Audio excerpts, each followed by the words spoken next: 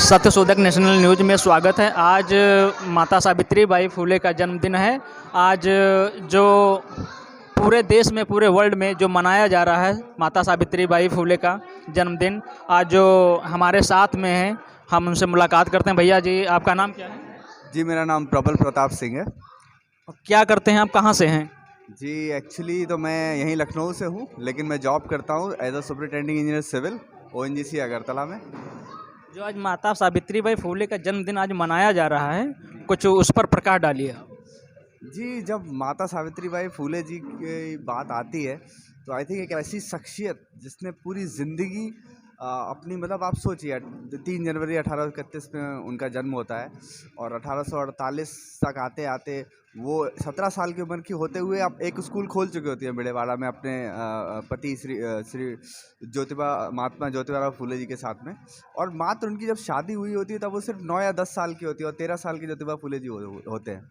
उसके बावजूद वो इलिटरेट होती हैं, धीरे धीरे अपने पति से सीखती हैं, न सिर्फ सीखती हैं बल्कि वो पढ़ाना भी शुरू करती हैं। और जनरली जो बहुजन समाज के जितने भी महापुरुष हैं उन पर यह आरोप लगाया जाता है कि उन्होंने सिर्फ अपने ही समाज के लिए काम किया या ऐसा कुछ, जबकि उनकी आप जीवनी में जब भी जाते हैं, जब सावित्रीबाई फुले जी ने जिन 5 लड़कियों को पहले शिक्षा दी उनमें से 3 तो ब्राह्मण समुदाय से थी। तो मैं यही बताना चाहता हूँ कि हमारे जो बहुजन समाज के महापुरुष नहीं हैं, वो पूरे देश के महापुरुष हैं, पूरे विश्व के महापुरुष हैं, क्योंकि उन्होंने एक्चुअली पूरी इंसानियत के लिए, पूरे जो भी दबे कुचले समुदाय हैं, चाहे वो किसी भी वर्ग से आते हों, उनके लिए काम किया।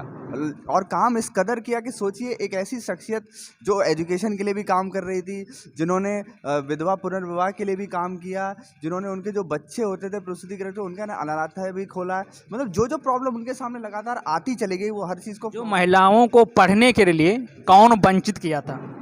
देखिए, महिलाओं को वंचित, ये पितृसत्तात्मक जो सत्ता रही वो हम सब जानते हैं। आप बाबा साहब के एनालिसिस ऑफ कास्ट पढ़ते हैं तो आपको पता चलता है कि जाति को मेंटेन करने के लिए ये सारी समस्याएं आई कि भाई सरप्लस वुमेन और सरप्लस मैन का क्या किया जाएगा, क्योंकि वो कहीं जाति के बाहर शादी ना कर ले। तो आपने कहा नहीं, सती प्रथा कर देते हैं तो जो सरप्लस वुमेन बचेंगी वो उनका हम निदान कर लेंगे। फिर उनको नहीं, अगर कोई महिला अपनी मर्जी से शादी कर लेगी तो क्या करेंगे, तो बोले वो नौबती नहीं आने देते हैं, बाल विवाह कर देते हैं।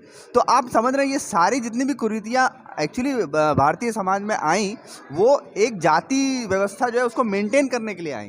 तो अब जाति व्यवस्था किसने बनाई है या कहाँ से निकली है, इसके बारे में बहुत कुछ कहा जा चुका है, पढ़ा जा चुका है। क्या जाति व्यवस्था अभी है या समाप्त हो चुकी है?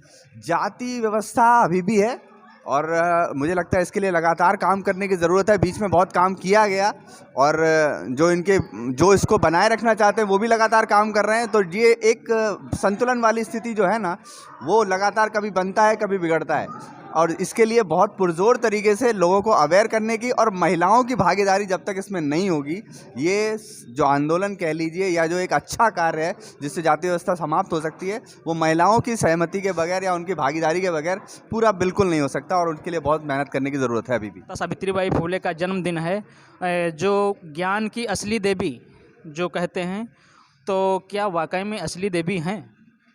वास्तव में जो हमारे समाज में फैली कुरीतियाँ थीं, उनको मिटाने के लिए शिक्षा की बहुत बड़ी आवश्यकता थी। इसके पहले जो मिशनरी मूवमेंट चले, जिसमें लॉर्ड मैकाले का भी श्रेय आता है कि उन्होंने समानता के व्यवहार पे सबको शिक्षा देने का जो है अपना मिशनरी स्कूल खोले, जिसके तहत हमारे महापुरुष ज्योतिबा फुले, बाबा साहब अम्बेडकर और सावित्रीबाई फुले ने जो है शिक्षा ग्रहण की। ये बहुत विषम परिस्थितियों में, क्योंकि उस समय जो समाज था, पुरुष प्रधान जो समाज था, जो समानता नहीं चाहते थे, जो हमारे इस भारत में जाति विहीन समाज की स्थापना नहीं होने देना चाह रहे थे, और वो इस समाज को जो है 4 वर्णों में बांटने के बावजूद भी जो सबसे निचले तबके के लोग थे उनको बहुत सी जातियों में बांट दिया, जो 6743 जातियों में बांट दिया। तो उनको शिक्षा ग्रहण करने ही नहीं दिया गया, उनको समानता, उनके साथ समानता का व्यवहार नहीं किया गया। इसलिए जो वो नियम बनाए गए उसके तहत हमारे महापुरुषों ने बीड़ा उठाया और अध्ययन किया और उन विषम परिस्थितियों में उन्होंने जो है शिक्षा को ग्रहण किया, तो उनको वास्तव में शिक्षा की देवी कहना उचित होगा। और हम उनसे प्रेरणा लें, हमारे समाज के लोग भी प्रेरणा लें कि जिससे जो है समाज आगे बढ़ सके और हम निरंतर आगे बढ़ सकें, क्योंकि शिक्षा ही ऐसी चीज़ है जिससे निरंतर समाज का सुधार और ज्ञान का प्रकाश हो सके। माता सावित्री बाई का हम आजीवन भर ऋणी रहेंगे, उनका हम कभी बराबरी नहीं कर सकते। और हमारी माता सावित्री बाई फूले जो हैं वो हमारी देवी नहीं है, हम लोग देवी को नहीं इग्नोर करते हैं, तो हमारी माता सावित्री बाई फूले हमारी पूजनीय माननीय हैं। माता सावित्री बाई फूले के जन्मदिन पर हम आप सभी को बहुत बहुत बधाई और मंगल कामनाएं करते हैं। महिलाओं को पढ़ने लिखने से क्यों रोका जाता था? महिलाओं को पढ़ने लिखने से इसलिए रोका जाता था कि कहीं वो आगे ना बढ़ जाएं, इसलिए उनको शिक्षा से वंचित किया जाता था। उनको जानकारी ना हो इसलिए उनको वंचित किया जाता था, पढ़ने लिखने नहीं दिया जाता था। कौन क्योंकि पढ़ने लिखने नहीं देता था? समाज नहीं पढ़ने लिखने देता था हमारे समाज की महिलाओं को, या पूरे सारे समाज की महिलाओं को कोई नहीं पढ़ लिख पाता था। हमारी जितनी भी महिलाएं हैं किसी भी समाज के, वो तो हमारे बाबा साहब की देन है जो हम लोगों को पढ़ने लिखने का अधिकार दिया, और माता सावित्री बाई का देन है जो हमारे लिए उन्होंने अपना शिक्षा दिया और हमारे लिए वो अपना विद्यालय खोली। और वो कितना कष्ट सह करके, उनके ऊपर कीचड़ और पत्थर मारा जाता था, गाली दिया जाता था, लांछन लगाया जाता था, फिर भी माता सावित्री बाई फूले ने हार नहीं मानी और वो हम लोगों को शिक्षित कर गई। कहते हैं सावित्रीबाई फुले स्त्रियों के लिए क्या कहा? स्त्रियों के लिए उन्होंने बड़ा संघर्ष किया, शिक्षा में क्या योगदान रहा? क्योंकि वो बच्चों को शिक्षित करती थी। लड़कियों को शुरू में पढ़ाना शुरू किया उन्होंने, महिलाओं को भी जागृत करती रहीं, बच्चियों को पढ़ाने उसके लिए बड़ा संघर्ष करना पड़ा उनको। अपने ही समाज की, मतलब अपनी ही बिरादरी की महिलाओं जैसे, मतलब महिलाओं से काफ़ी विरोध सहना पड़ा, पुरुषों से भी विरोध सहना पड़ा, सवर्ण से सहना पड़ा। सब लोग उनको इतना प्रताड़ित भी करते थे, लेकिन उन्होंने अपना जो शिक्षा दीक्षा का जो राह थी उसको छोड़ा नहीं उन्होंने। अच्छा, मनुस्मृति के आधार पर महिलाओं को पढ़ने लिखने का अधिकार क्यों नहीं था? मनुस्मृति अच्छी थी या बुरी थी?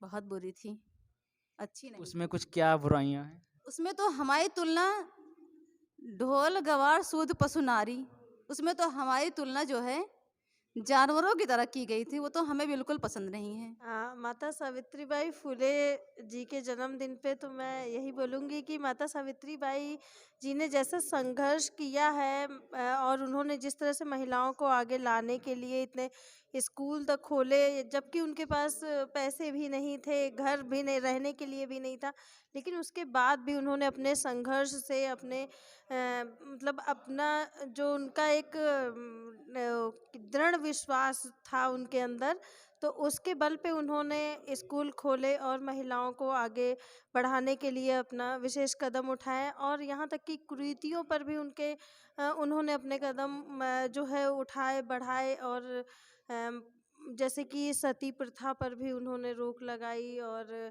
कोशिश की उन्होंने रोक लगाने की।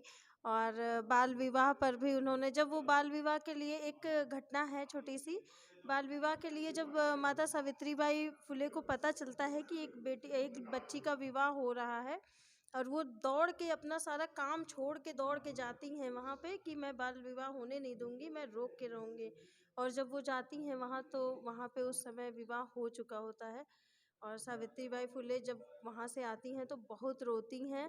और ये मतलब उनके अंदर इतना एक मतलब बच्चियों के प्रति जो एक लगाव था, या कहिए कि जो महिलाओं के प्रति जो प्रताड़ित करी जाती थी, बच्चियों से लेकर जो बुजुर्ग महिलाएं आज की डेट में तो क्या महिलाएं, क्या बहू बेटियां क्या सुरक्षित हैं? कुछ हद तक तो हैं, लेकिन वैसे तो मेरे ख्याल से नहीं ही है, क्योंकि हर जगह प्रताड़ित तो की जाती हैं, चाहे वो वर्किंग वुमेन हो, चाहे वो जो है हाउस वाइफ हो, और उनको हर तरह से संघर्ष तो करना ही पड़ता है, घर में बाहर में। और पुरुष तो पुरुष प्रधान है, और वो जो है अपनी जो है पुरुष प्रधानता जो है अपनी दिखाता रहता है, ये तो सभी को आपका नाम क्या है? मेरा नाम उर्मिला गौतम है, करुणा बौद्ध महिला समिति की अध्यक्ष हूँ।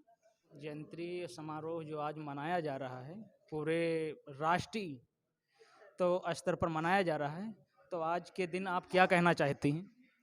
आज के दिन तो हमारा बहुत अच्छा दिन है, अच्छा ही ऐसी दिन है जो हम आज यहाँ पर उपस्थित हुए हैं माता सावित्री बाई के जन्मदिन पर। और के दिन क्या महिलाएं शिक्षा के लिए उसमें क्या देखा जाए तो क्या समांतर शिक्षाएं पा रही हैं, नहीं पा रही हैं?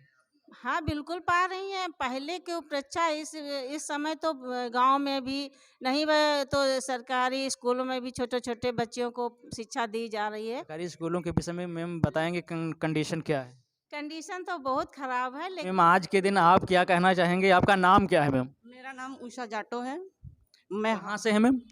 महाराजा अग्रसेन नगर, यही लखनऊ से। अच्छा मैम, आज के दिन क्या कहना चाहेंगी? हाँ, हमारी माता सावित्री बाई फुले ने हमको इस मुकाम पे लाके खड़ा किया है। हम चाहेंगे हम अपनी बेटियों को और अच्छा से पढ़ाएं और अच्छा करें। और मेरी 2 बेटियां हैं, दोनों मेरी पैरों पे खड़ी हैं। एक इंजीनियर है, एक पीएनबी